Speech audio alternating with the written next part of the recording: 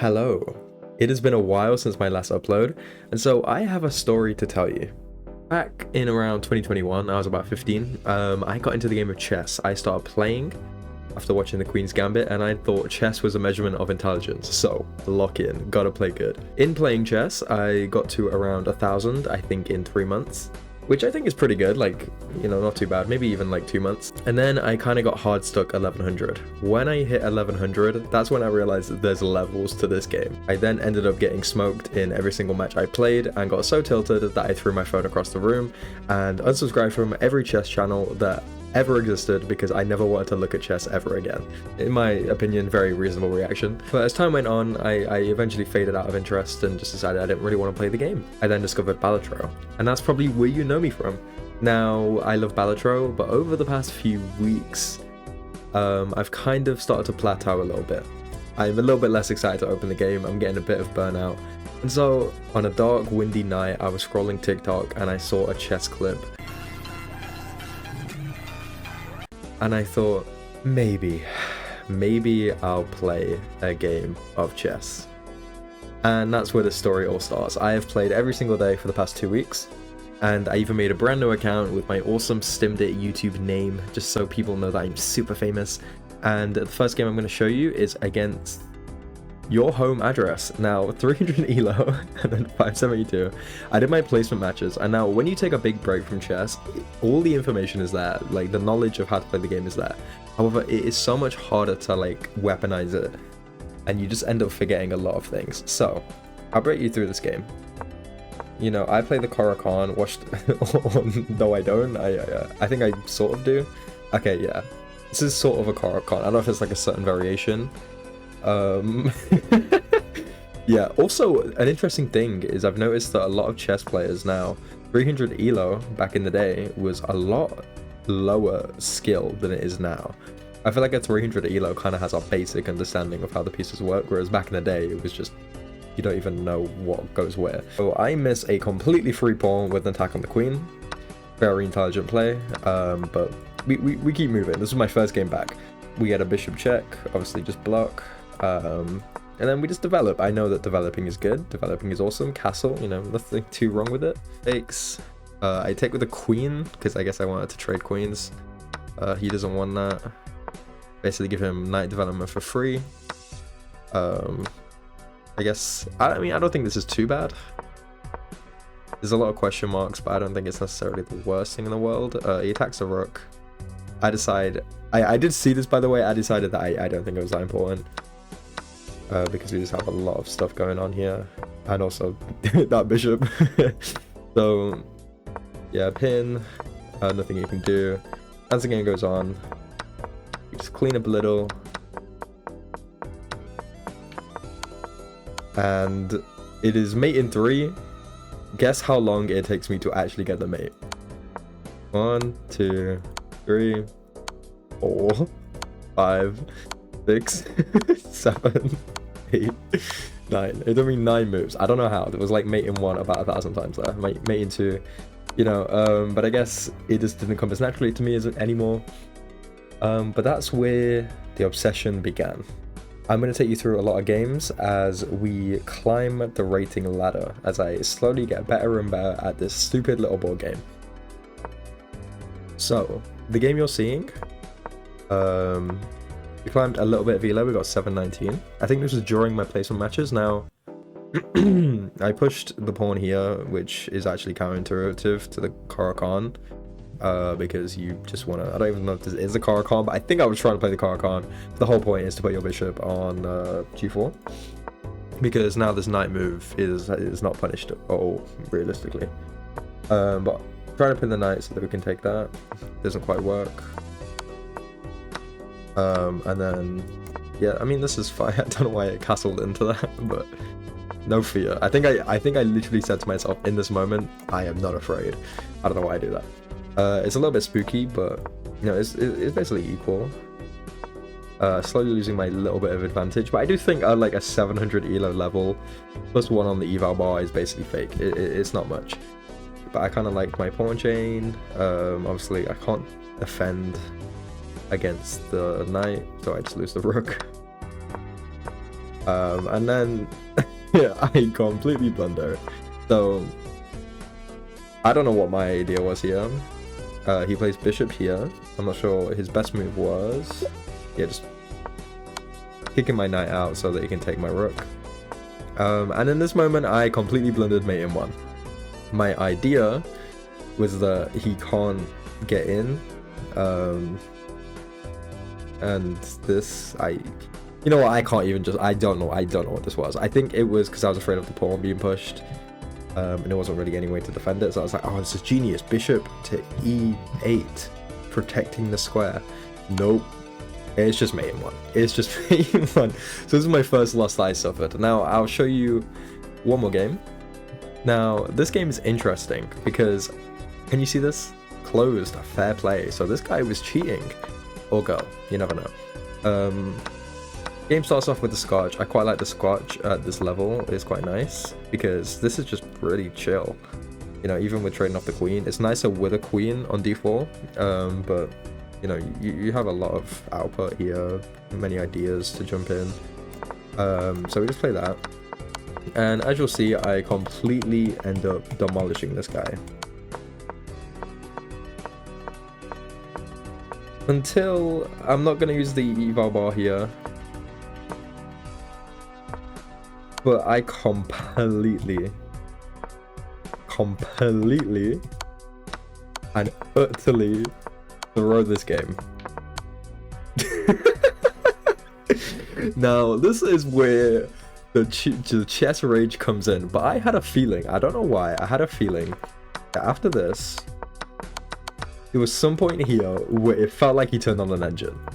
I don't even think, I looked at the game review, I don't even think all these moves are accurate, but then I did get my rating refunded because he got banned for cheating. But if he was playing that bad in the opening, blundering absolutely everything, I just refused to believe he found a way through. But even if I was against Stockfish for 4,000 elo, I should have been able to see that. I'm not gonna lie, like I should have been able to convert this into a win. And that's when I started to get a little bit more obsessed with the game of chess. All this took place in one day. Now, let me take you to around day 3. So these are the first pages, and as you can see, it's pretty up and down. But then we kind of lock in. We go against Get Cooked 6-7. We managed to win that, fortunately. We only had one loss here, but as you can see, our elo's climbing. We went from 700 to 872, and then we just kept climbing. Now, I'm going to look at one of these games, and I'm going to show you my game for 1,000. However, you can see that here I went on a pretty great streak, and I guess I want to show the improvements I managed to make. I think this is like a 14 game win streak, or 12. I'm not 100% sure. Let's see how much better I start playing. So this was a 70 move game that I managed to play with 84% accuracy. Let's go through it. So I play the scotch, takes, this is apparently a mistake. You should just push the knight, I guess, with like ideas. I'm not sure, I'm not 100% sure. I should probably know that. He plays bishop here, I miss. Best move was to just attack the pawn, attack the knight. Yeah, I had to use game review. It's actually hard to like talk quick, so you know, get a bit of help from the engine. Here we just trade bishops, and again, I love the scotch just at this level because it's just super nice. There's counterattacks to the scotch when you get to a higher rating, where most of the time they're gonna play a move like this, and this can be quite irritating. Taking this is still book move, like a book move, but now this is a little bit scary, and there's counterattack, and obviously double pawns aren't great, but this is kind of the best situation for double pawns where the rook can slide in and just create a counter attack, or just even a rook lift to get it off the back rank. The game goes. A few mistakes made, but I don't think they're inhuman. Oh, sorry, I don't think they're like stupid. They're just, you know, pushing and trying to create a good pawn chain, maybe even the connect 4, and on this side I think it's just pretty strong. We get the connect 4. I don't take here, because if takes, then I take the queen and I win a bishop. You know, we do win the pawn. And we also get like a pawn on the back right here. I feel like it's probably not the hardest pawn to defend, but taking this, trade the queen, simplify. Yeah, I'm just kind of looking at this and I'm like, with this connect 4, I mean, what can he really do? What can they really do? Attack the bishop. And I only know about this sequence of moves because of Bobby Fischer making a mistake in the championship. B3. What is he gonna do? What is he gonna do? It is such a fun thing that I like doing. It makes me feel smart. It makes me feel smart because it just looks like a free pawn, and like sometimes it is if they have like another bishop, because if they do that, you can then pull the green square bishop, dark square bishop into the position and check, and that other bishop is going to be fine. But yeah, separating the pawns, and then it's kind of just a matter of time, and just trading everything off. And I do love a knight in an endgame like this. You know, it's quite a slow conversion. The check is kind of a beat, yo. Did you hear that? That shit was hard. But yeah, now we just win. Can we find mate in 5? Okay. Can we find it quicker? We did. We found it quicker. So that's a big improvement from our first game where it took us like 20 moves to find it. But this is a game I'm pretty proud of, to reach 1000. 500 elo was basically just my placement matches. So, you know, I maxed out about like 1200 when I used to play back in the day. And so it was time to try and beat that. And as you can see, we did pretty well. We kept going. We kept going. We went on a insane streak. We went on a 14 match win streak. I don't know what this was, how I did this, but I think a combination of coffee and pure dedication to the game of chess. All of this was in one day, by the way. This was all rapid, like 10 minutes, not like blitz or anything. Then we encountered our first loss, which is fine. And then the problem is sometimes you get a little bit burned out. When you play so many games in one day, you start to trickle in those losses. And it can be like a I don't want to end on a loss situation. Also, something that's very annoying is when you win a bunch of games one day, you wake up the next day and your brain and chess just aren't connecting like they were the day before, and you just end up going on a losing streak. But luckily, there wasn't really any losing streak here. In fact, it was more like 1 loss, 1 win, loss, win, and then we went on another 4-game win streak.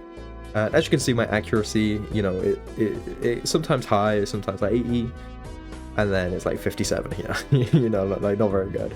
53 here somehow in this game. We went on a bigger streak, and we hit 1181. And this is when I played my friend, Moxus.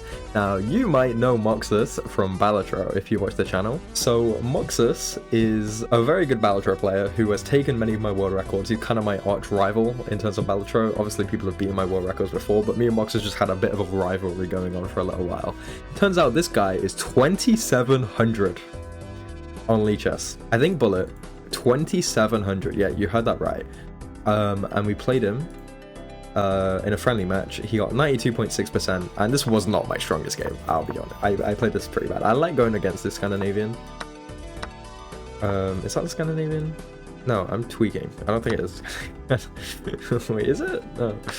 But yeah, all book moves so far, good accuracy. I was trying to play as solid as I could.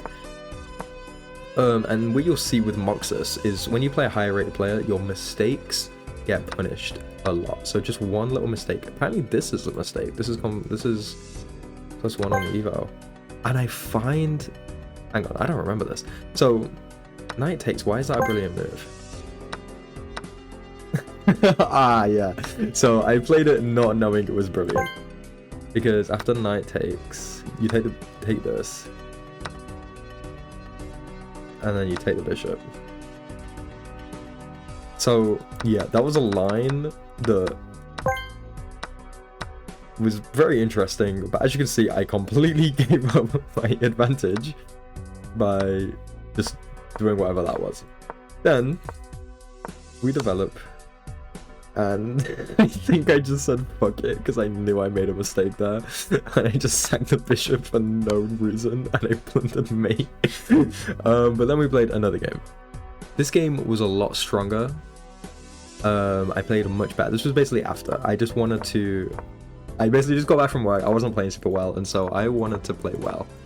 And this game, I think I did. I think it was pretty equal for a very long time.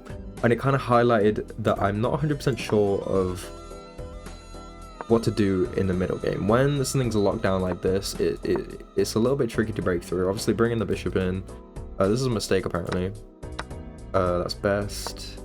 Bring the bishop in. Castle seemed okay, but I guess taking the bishop is okay. This is a mistake from Moxus. Now, it does say 1700. This is because he doesn't play Rapid often, and he doesn't play on chess.com.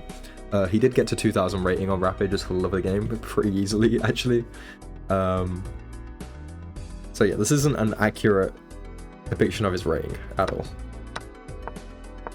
But so far, it is completely equal. And to be this equal with someone that's 700 points higher than you is quite a nice feeling. More than 700 points, actually. So I went here just trying to like find some way in. Apparently this is a mistake. I didn't know how I felt about this because I just felt like he had like counterplay. I'm not 100% sure. I just felt like he didn't do anything, and I wanted to do things with purpose, and I kind of wanted to bait this pawn forward. Also this pawn, my bad. Because I wanted to get to the square and then jump there. Because, no, wait, what? No? Never mind. Okay, so I have no idea. I think, did I hit low time here? I'm not 100% sure. I'm trying to remember the thought process. It turns out I have no idea what I was doing. Yeah, trade the rooks. Makes sense. Yeah, this was not the highest level of gameplay. Oh, and okay, so here, I got to 1 minute, right? I got to 1 minute, and I was like, I don't know what to do. But what I was thinking, which this is what actually happened in the game, was this. And I didn't calculate how he would defend this, but I figured there was probably a way he would. And he doesn't, apparently he blunders there. And I miss it. We can just take that pawn. But I didn't want to give up my threat of checkmate. But I guess if you attack the rook, you're not. And then we entered a big time scramble where I just was not finding the moves, and we ended up blundering the game. I blundered my bishop. But again, you know, I ended up losing on time.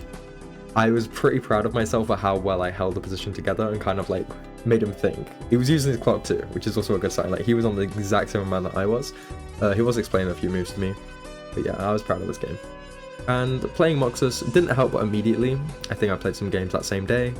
Just didn't really break through or do anything super interesting until the great day of April 12th, where we entered Nirvana.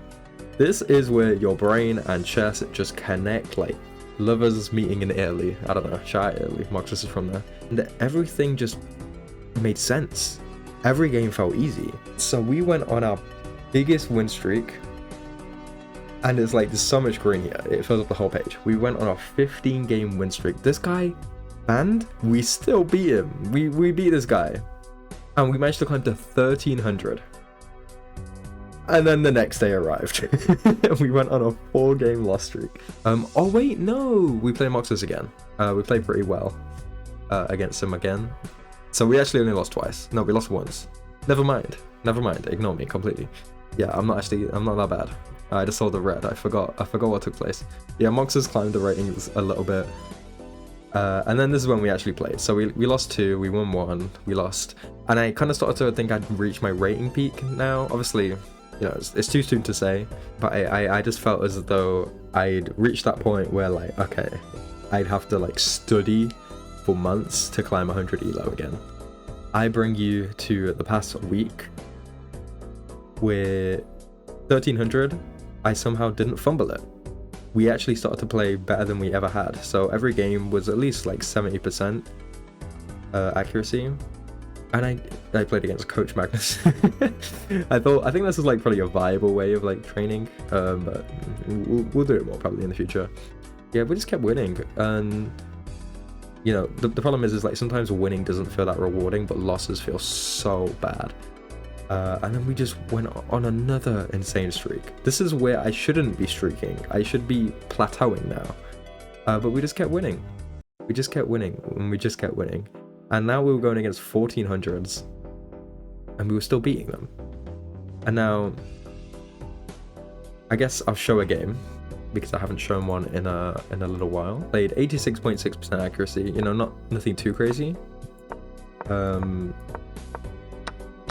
And you can see that things have improved a lot. I don't think castling, obviously it's an accuracy, but I don't think it's like a very inhuman move. And it's probably not going to be punished too hard. A few little mistakes. And then we just climb into the position. And I kind of got a lot better at like finding my advantage. In this situation, I could have taken the rook, but I wanted to like obviously bring my rook to safety. And also just attacking the pawn, like creating multiple threats at the same time. It's hard to like I have to sit down and like really think about all these moves again. But for the stronger players out there, you'll see the thought processes. And yeah, I just wanted to create like a barrage. This was probably one of my favorite games I've ever played, actually. So in this situation, I'm very up on the eval bar, but this is scary. So if we go somewhere like here, you know, or push the pawn,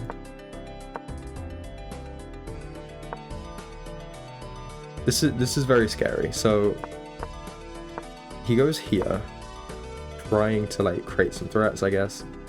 But this move I thought was kind of brutal. Attacking the bishop, well, attacking the knight and the bishop at the same time, I just thought was very, very nice. So he has to take, then we take the knight. And of course we get isolated pawns, but we get a whole piece up for it. And then we just played this, and I'm pretty sure, yeah, he quit. And this is one of the most annoying things in chess, when you beat someone, and you don't get to relish your rewards. They just abandon the game, but they leave it playing. They leave the game playing to tilt you. I've done it before, I'll be honest. Back in my heyday when I was an angry chud, I left the game open, thinking it would like really annoy my opponent. All it does is just basically mean you just go on TikTok while you're waiting for your opponent to finally time out. Sometimes you get more advanced players who will tilt you to a different degree, where they'll lose with like 8 minutes left on the clock, and then they'll actually just play a move after like 5 minutes. So you can't just go and do your own thing, because then you might time out if they play a move while you leave. You might not come back to a victory. So you do have to be sitting in front of your PC or sitting on your phone, and it can be quite irritating. It can be very irritating. You just basically, all you can do is just spam the report button, but nothing actually ever happens to people that sandbag or quit the game. But going from 700 elo, or 500 elo technically, I guess, I'm going to say more 700 because that's when we started to lose games, to 1400 in 2 weeks is something that I'm pretty proud of. But it's not completely natural because I'd played the game before, and it was just a matter of like getting back into that headspace of like how the game works. But then we aren't done. We aren't done. We then kept winning at 1400, and we kept climbing the ladders. And then we went on like a 10 game win streak, I think that is, at 1400, to the point where we broke into 1500 territory. And this was the strongest opponent I've faced yet, 1566. And I think the strongest opponent I've ever beaten. So I just played the Scotch, he takes with the knight, he plays this, which I thought was actually really smart. Now there's a lot of question marks in this game, but I think it's still like a bit tricky. This is wrong, but his idea is to go here and just replace the whole purpose of the Scotch game. The reason this queen can go here in the Scotch is because the knight can't jump in. So him doing that, I was kind of like, I guess I'll just develop, but I kind of liked my queen still out, and I was kind of like identifying, can he attack me here in the situation? I thought that if I went here, obviously he has this, and it's kind of just a pain. It's just a pain in the ass. Like he gets a tempo, and then it's starting to threaten this. So I figured I can maybe attack or stop that from happening. Maybe. we develop further. He plays the bishop move. This is the annoyance of bringing your queen out. And, you know, this is where the inaccuracies tend to come from. It's moving a certain piece to the wrong square. I feel like knight here is a little bit awkward, so we didn't actually end up playing that. The idea here was to not move the bishop to, you know, a certain square. I liked it here, but also it was to bring this bishop onto g2 so that we can connect our rooks. Didn't want a castle here, you know, I feel like it's a little bit more open. But then plans change. So here, you know, some weird moves. I put my bishop there. This is a mistake. That's a miss. And I do miss this, but I was very terrified of this attack. He has a lot kind of going on, and we're defending it fine. But then he plays that. And I still don't see it. I still don't see it. I wanted to defend my bishop. Because if takes, or if check, sorry, I didn't want to give pointless checks. I figured after this, I mean, sure, but the whole point was to take here. But he defends. And I don't know, I don't think I calculated the order quite right. But then I saw it. I checked, and instead of putting my knight on this square, what I thought was that he can probably like he's defending mate, and what I wanted to do was bring my knight in this way so that we can attack this and this. And I thought with that we can also castle into it once we kick the bishop out. But then we end up just trading queens, and this is where things got interesting. So obviously I want this square. It's a fork. Problem is, knight here, very irritating. It stops the whole idea. I played check. Then, after takes, f4. I like that a lot. I like that a lot.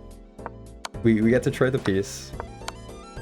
And obviously it's still a fork after it takes. So once we kick the knight out, he does this.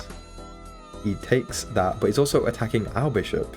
And that's where I was like, maybe I've made a mistake here. So I castle.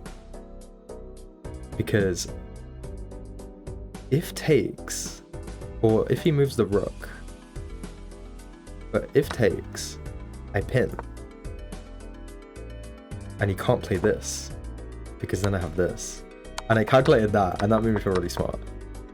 And obviously he saw that. So this is where like I feel like my 1500 level was showing. He's attacking my knight right now with this move and my pawn. I can't move my knight anywhere, but I saw that rookie 1 means that if he takes my rook or knight, I win the rook. And like seeing that from here was quite a nice feeling.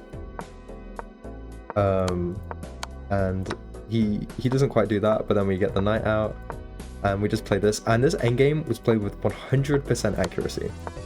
I played the best move every single time until he timed out. Again, he spent a lot of time thinking, so it wasn't like a rage quit or anything. And that was basically the last game I played. I did play one more and ended up losing, but that happens. Now, I am sorry I have not posted Balatro in a while, but I've been having a lot of fun with this game. For now. I think I might begin to hate it soon, but I never in my life thought I could ever reach 1500, and doing so kind of with not that much difficulty has been very rewarding. And it makes me wonder, if I put my full effort into this game, where would it put me? I think I could get to 2000. Obviously, long way to go. There's a big difference between 1000 and 1500 than 1500 to 2000. It is a huge jump. It looks like the same amount of elo. It is not the same. Each game is like a mental workout. But I feel like I'm kind of at a level now where, like, you know, you could put me in a tournament and maybe I wouldn't do that bad. Maybe I'd be okay. And I'd love to actually play the game. But I've been so lazy with YouTube, and I don't know why I've been so addicted to chess. But I gotta log back in. So we're gonna switch up the styles of the videos sometimes, and we're gonna maybe post a little bit of chess, maybe, and then maybe a little bit of Balatro, depending on how I'm feeling. But yeah, that'll be it. Peace out, and I'll see you next time. Sorry, I'm very ill.